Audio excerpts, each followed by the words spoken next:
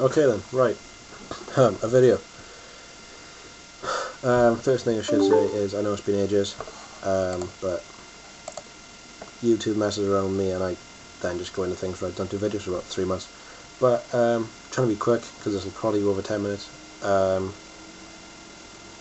If the speech is out, so you got lots of me doing this at the start. Yeah, I don't know why YouTube doesn't like me uploading videos. It does that, but anyway, let's get on to this video then. As the title will say, in about 2 minutes time when I write 2 minutes, 10 minutes time when I write it, the knockout division is fucked, and this is why, in my opinion. You'll notice, by the way, I'm not going to be so defensive and stuff on videos. I'm pulling the trigger on shit now and getting all pissy, whatever, because mainstream pro wrestling is annoying me at the minute, because it's not that it's super bad and unwatchable, and it just can be improved. Both WWE and TNA can be improved by doing simple things, but they just don't do it for whatever reason. So the knockout division is the start of a lot of things that can be improved in both companies. Obviously, hammer blow for the knockout division was Gail Kim going.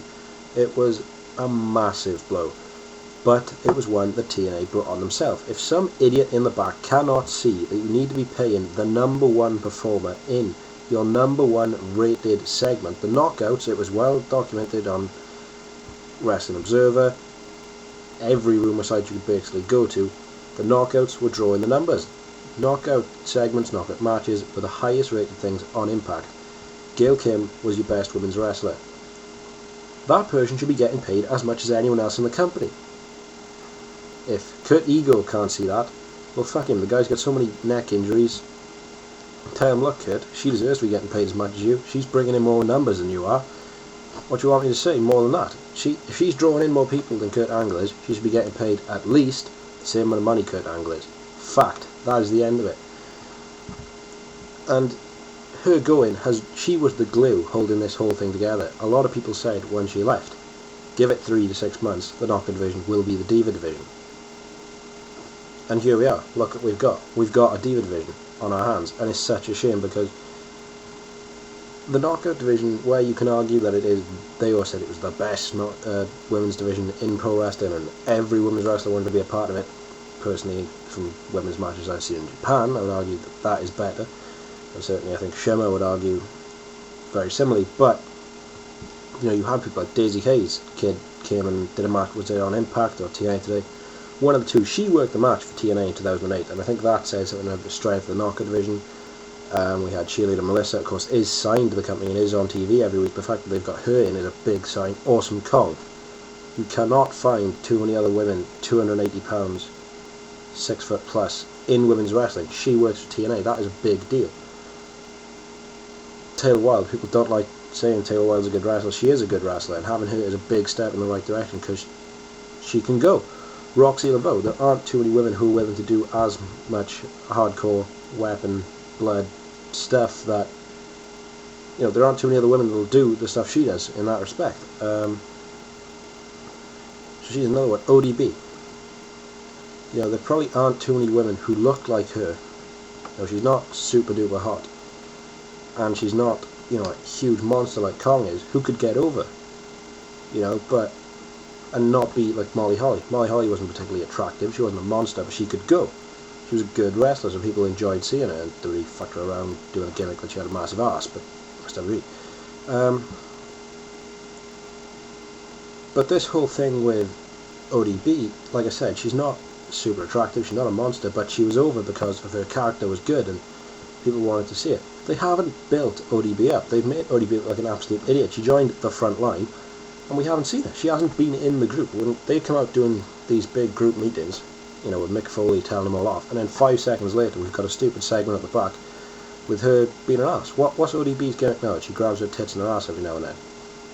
Wow, there was a time when that was funny. There was a time when you'd see people doing that in the crowd because it made sense. Now it's just, she's just the idiot who does that and has no credibility in the ring, even though she's quite a big, strong looking woman, and you would like to think she could be good in the ring, but what happened to it? TNA fucked her around. Like I said, I think the stem of the problem was Gail Kim going, and someone needs to be fired for not be willing to pay her the right money. If I don't know who negotiated that, whether it was Dixie Carter, whether it was Jeff Jarrett, whoever was sat down across the table from Gail Kim, said we're not paying you that money, needs firing, and made the final decision on it. But the thing was, now what you have with Awesome Kong is no one can beat her. No one can beat Awesome Kong, which brings me to the question of why would you take the belt off Taylor Wilde and put it back on Awesome Kong, knowing too well that Taylor Wilde is not over to the point where she can ever win it back. She can't. Taylor Wilde cannot win the belt back from Awesome Kong because she is not over. She cannot get over because there is no one she can beat other than Kong. So she is stuck in a situation where she cannot get over. Roxy Laveau. Roxy Laveau is slightly more over than Taylor Wilde. She's probably the closest. But who can she beat? If she beats Taylor Wilde, it's, oh wow, you mean the girl who fluked a win over Kong and then got smashed about a month or two later. If she beats the beautiful people, whoopee, their whole gimmick is that they're divas. Sorry about that. If she beats, who else is there? She beats ODB. ODB's a fucking idiot who's always at the back doing fuck all, and can we really be prepared that she is still a wrestler? Like, so how does that make sense? None of these people can get over. What they should have done while I still had Gail Kim was, whether they put the belt on Taylor Wilde or not, they should have put, in my opinion, Taylor Wilde over Gail Kim. Regardless of whether or not she wins, they should have Gail Kim put her over to the point where Taylor Wilde could believably beat Gail Kim, which in turn means that she could believably beat Kong. Meaning that you now have someone who can challenge Kong, as well as Gail Kim, who eventually would leave the company, yes, but you still got Taylor Wilde. They should have done with ODB was built that up the way they built up